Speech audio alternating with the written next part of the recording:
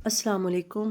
بٹانی series کا جو ہم نے سلسلہ شروع کیا ہوا تھا لیکچرز کا، یہ آج ہم کریں گے اسم معرفہ۔ اس میں اسم معرفہ کی کچھ اقسام ہیں وہ کریں گے، جس میں اسم علم ہے، اسم ضمیر ہے، اسم اشارہ ہے اور اسم موصول ہے۔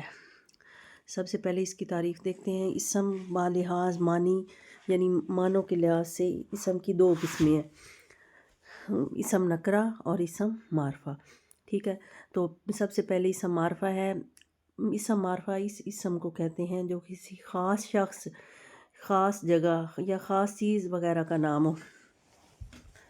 یہ تین باتیں یاد رکھنی ہیں۔ اسم معرفہ کیا ہے؟ خاص شخص۔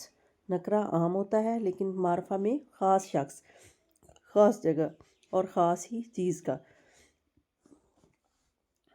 جیسے ہو گیا سید علی گیلانی، مولانا عمر فاروق دہلی، یہ جگہ میں آ گیا، آسٹریلیا جگہ میں، مسجد الحرام، ٹھیک ہے، اور راجستھان وغیرہ۔ اسم معرفہ کی چار قسمیں ہیں، ٹھیک ہے۔ سب سے پہلی قسم ہے اسم علم۔ اچھا، اسم علم کی بھی آگے 5 قسمیں ہیں۔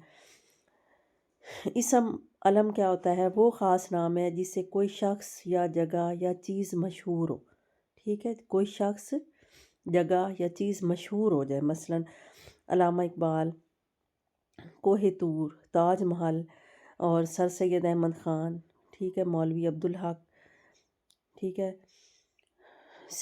مولوی عبدالحق، یا نہیں، یہاں پہ صرف عبدالحق لکھا ہوا ہے۔ عبدالحق 10ویں جماعت میں پڑھتا ہے، سری نگر جہلم کے کنارے آباد ہے، پیر پنجال کشمیر کا پہاڑ ہے، ٹھیک ہے۔ تو یہ اس میں کیا ہے؟ ان فکروں میں عبدالحق لڑکے کا نام ہے، یہ خاص شخص ہو گیا، اور سری نگر مشہور شہر ہے تو یہ جگہ میں آ گیا، ٹھیک ہے۔ جہلم میں خاص دریا کا نام ہے، صحیح ہے۔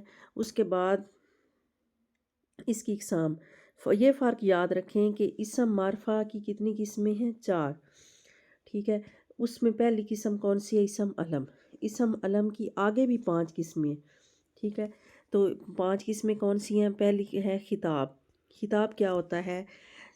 اب وہ صفی نام یعنی وہ خصوصیت والا نام ہوتا ہے جو کسی بھی شخص کو حکومت کی طرف سے عزت افزائی کے لیے دیا جاتا ہے اور پھر وہ اسی نام سے مشہور ہو جاتا ہے۔ مثلا سر سید احمد خان، سر سید احمد خان کو حکومت کی طرف سے سر کا خطاب ملا تھا۔ حضرت علامہ محمد اقبال کو بھی سر کا خطاب ملا، تو سر محمد اقبال ہم ساتھ ضرور سر یعنی سر ضرور پڑھتے ہیں۔ تو شمس العلماء محمد حسین آزاد وغیرہ، ٹھیک ہے۔ تو ان میں جو سر کا خطاب ہے سر سید احمد خان اور علامہ اقبال کو ملا، شمس العلماء کا خطاب محمد حسین آزاد کو ملا ہے، اور یہ گیان پیٹھ رحمان راہی، بھارت رتن اور بسم اللہ خان اور یہ بسم اللہ خان اور سچن ٹنڈولکر کو۔ لقب کیا ہوتا ہے؟ یا یہ یاد رکھیں، خطاب کیا ہے؟ سرکاری، سرکار کی طرف سے یعنی حکومت کی طرف سے جو ملتا ہے، اعزازی نام یعنی عزت افزائی کے لیے۔ لیکن لقب کیا ہوتا ہے؟ جو کسی خاص خوبی کی وجہ سے مشہور ہو جاتا ہے، ٹھیک ہے۔ اب خاص خوبی دیکھیں وہ کیا ہے؟ لقب وہ صفی نام ہے جو کسی خاص صفت کی وجہ سے لوگوں میں مشہور ہو جائے، یہ نام لوگوں کی طرف سے مل جاتا ہے۔ مثلا خلیل اللہ لقب ہے حضرت ابراہیم علیہ السلام کا، اور قائد اعظم لقب ہے محمد علی جناح کا، مہاتما لقب ہے گاندھی جی کا، ٹھیک ہے۔ حضرت موسیٰ کلیم اللہ تھے، سید الشہداء جمعہ کے دن شہید ہوئے، خدا نے خلیل اللہ کو نمرود کی آگ سے بچایا۔ تو اب کلیم اللہ کون ہے؟ حضرت موسیٰ علیہ السلام۔ سید الشہداء کون ہے؟ امام حسین علیہ السلام جو کربلا کے میدان میں شہید ہوئے۔ اسی طرح خلیل کیا ہے؟ حضرت ابراہیم علیہ السلام کا نام ہے جو خدا کے بہت پیارے تھے۔ بس ایسے نام جو خاص وصف کی باعث مشہور ہو جائیں ان کو لقب کہتے ہیں، ٹھیک ہے۔ اب اسم علم کی تیسری جو ہے قسم وہ کیا ہے؟ عرف، ٹھیک ہے۔ ہم یہ پیچھے بھی یاد رکھنا، اسم معرفہ کی کتنی قسمیں ہیں؟ 4۔ اس میں پہلی کون سی؟ اسم علم۔ اسم علم کی آگے 5 قسمیں ہیں، پہلی خطاب ہم نے پڑھی، دوسری لقب اور تیسرا عرف۔ وہ مختصر سا نام جو محبت یا حقارت کی وجہ سے اپنوں اور پرایوں میں مشہور ہو جائے، یعنی محبت کی وجہ سے بھی مشہور ہو جائے تو عرف، اور حقارت یعنی نفرت کی وجہ سے بھی مثلاً حسن علی عرف چھوٹے میاں، میر عسکری عرف میر کلو، ٹھیک ہے، عبد الرشید عرف جھنڈا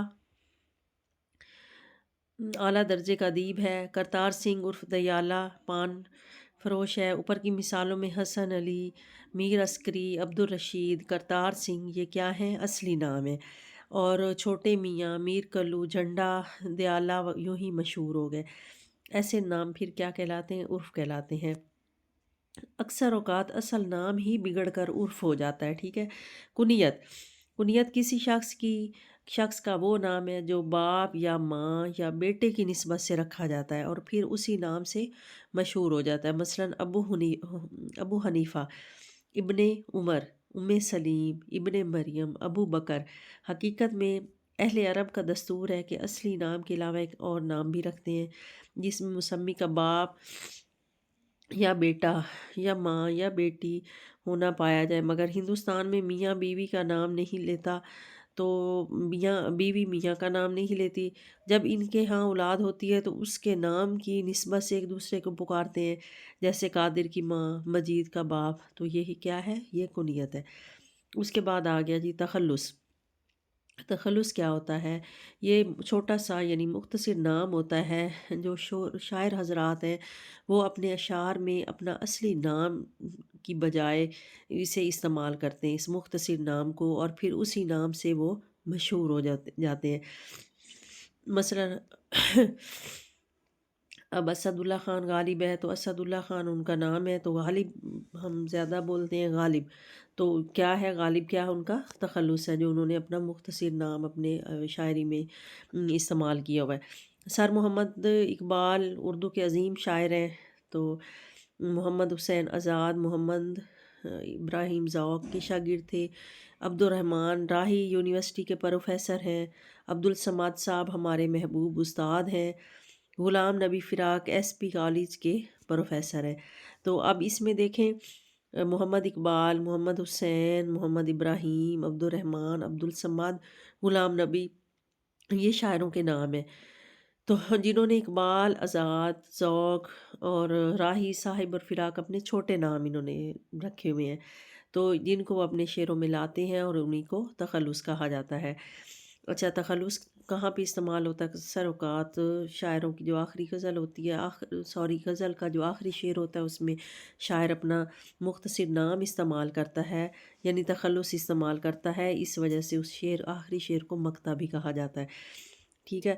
اسم ضمیر کیا ہوتا ہے؟ اسم ضمیر وہ کلمہ ہے، اب ہم اس کی دوسری قسم پڑھ رہے ہیں۔ پہلی کون سی تھی؟ اسم معرفہ کی اسم علم، دوسری قسم کون سی ہے؟ اسم ضمیر۔ اچھا، اسم ضمیر وہ کلمہ ہے جو کسی اسم کی جگہ پر استعمال ہوتا ہے، ٹھیک ہے، جو کسی یعنی نام کی جگہ پر استعمال ہو تو وہ اسم ضمیر ہے۔ ماسٹر رفیق حسین ہمیں اردو پڑھاتا ہے، وہ بہت محنتی ہے، ہم اس کو پسند کرتے ہیں۔ ان جملوں میں وہ، ہم، اس، ہمیں، یہ کیا ہے؟ ضمیر ہے، کیونکہ یہ اسموں کے بدلے میں استعمال ہوئے ہیں۔ اب ماسٹر رفیق جو ہے وہ کیا ہے؟ وہ نام ہے، لیکن اس کی جگہ پہ ہم کیا استعمال ہوا ہے؟ وہ، اس کو، تو یہ کیا ہے؟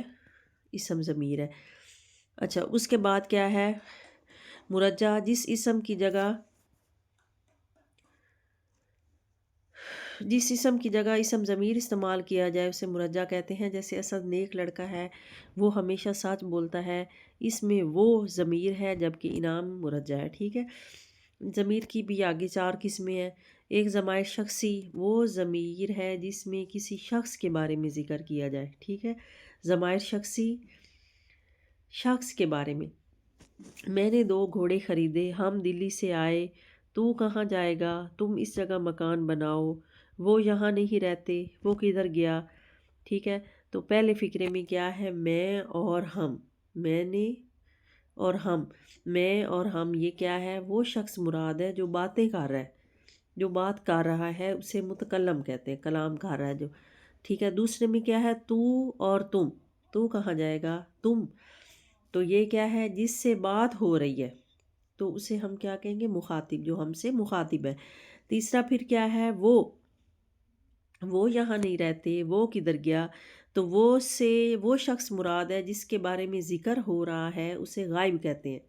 وہ یہاں نہیں رہتے، وہ کدھر گیا، یعنی وہ یہاں پر موجود نہیں ہے، اس لیے وہ کیا ہے، غائب ہے، ٹھیک ہے۔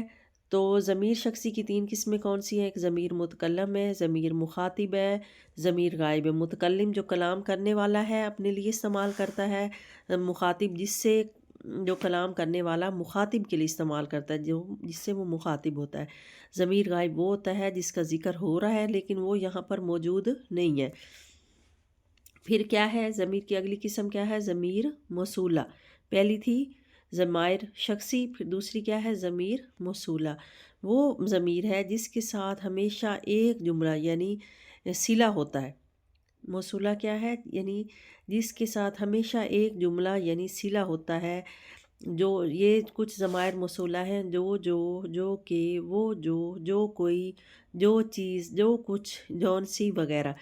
اب دیکھیں، یہ جب تک ایک فقرہ جو لکھا جاتا ہے اس کے ساتھ دوسرا فقرہ نہ جوڑا جائے تب تک اس کا مطلب سمجھ نہیں آتا، ٹھیک ہے۔ جو لڑکا محنت کرتا ہے کامیابی حاصل کرتا ہے۔ اب جب ہم نے لکھا ہے کہ جو لڑکا محنت کرتا ہے، تو جو محنت کرتا ہے صرف اتنا ہی لکھیں گے فقرہ تو اس کی سمجھ نہیں آئے گی جب تک آگے کامیابی حاصل کرتا ہے یہ نہیں لکھیں گے۔ جون سا قلم چاہو لے لو، جو کچھ تم نے سنا صاف صاف بتا دو۔ یعنی پہلا فقرہ ہی اگر ہم بولتے تو اگلا نہ بولتے تو اس کی کیا ہونی تھی، سمجھ نہیں آنی۔ ان مثالوں میں جون سا، جو کچھ ایسے کلمے ہیں کہ جب تک ان کے ساتھ ایک اور جملہ نہ ملے پورے معنی نہیں دیتے۔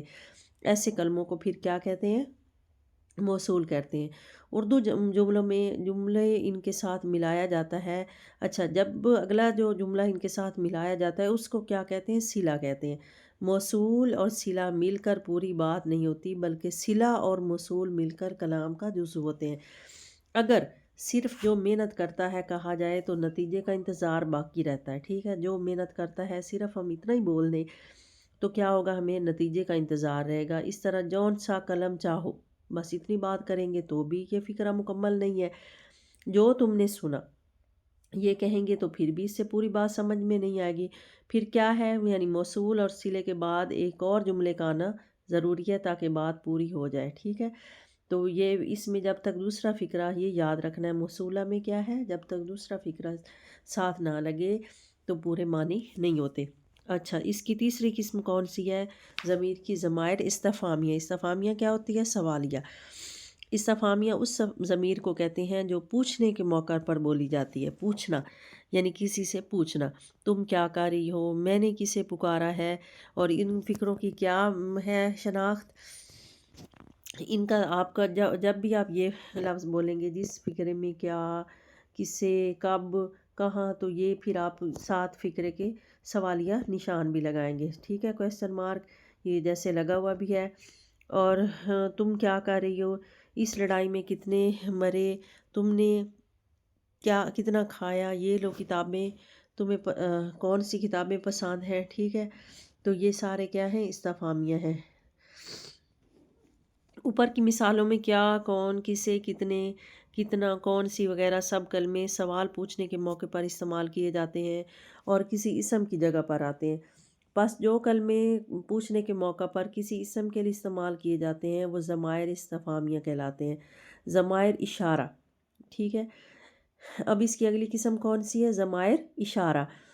ضمیر اشارہ وہ ضمیر ہے جو بطور اشارہ کی استعمال ہوتی ہے، یعنی ضمیر اشارہ وہ ضمیر ہے جس سے کسی چیز کی طرف اشارہ کیا جاتا ہے۔ یہ میرا ہے، وہ آپ کے لیے ہے، وہ رام لال کی ہے، وہ دیکھو چاند نکل رہا ہے، یہ دیکھو سانپ جا رہا ہے۔ تو وہ اور یہ کیا ہے؟ اسم اشارہ، کسی اسم کی طرف اشارہ کیے۔ اب جو چیز قریب ہے اس کے لیے آپ کہیں گے یہ کس کی ہے، یہ میری ہے۔ اور وہ کے لیے کیا ہوگا؟ اگر دور ہے تو وہ کا لفظ ہم استعمال کریں گے کہ وہ کون ہے، ٹھیک ہے۔ وہ دیکھو چاند نکل رہا ہے، یہ دیکھو سانپ ہے، یہ قریب ہے اور وہ کیا ہے؟ دور کے لیے۔ تو اسم اشارہ اب دیکھ لیتے ہیں۔ اسم اشارہ وہ کلمہ ہے جس سے کسی شخص یا جگہ کی طرف اشارہ کیا جائے، مثلاً وہ پہاڑ، یہ میز، وہ دریا، یہ لڑکا۔ ان کلمات میں وہ اور یہ اسم اشارہ ہے، قریب کے اشارے کے لیے یہ اور بعید کے اشارے کے لیے وہ کا لفظ استعمال کیا جاتا ہے۔ اچھا، مشار الیہ کیا ہوتا ہے؟ جس شخص یا چیز کی طرف اشارہ کیا جائے اسے مشار الیہ کہا جاتا ہے۔ اوپر کی مثالوں میں پہاڑ کی طرف اشارہ کیا گیا ہے، میز کی طرف، دریا کی طرف، لڑکا، یہ کیا ہے؟ مشار الیہ ہے۔ اشارہ قریب، اب اس کی آگے دو قسمیں ہیں، اسم اشارہ کی کتنی قسمیں ہیں؟ دو، اشارہ قریب اور اشارہ بعید۔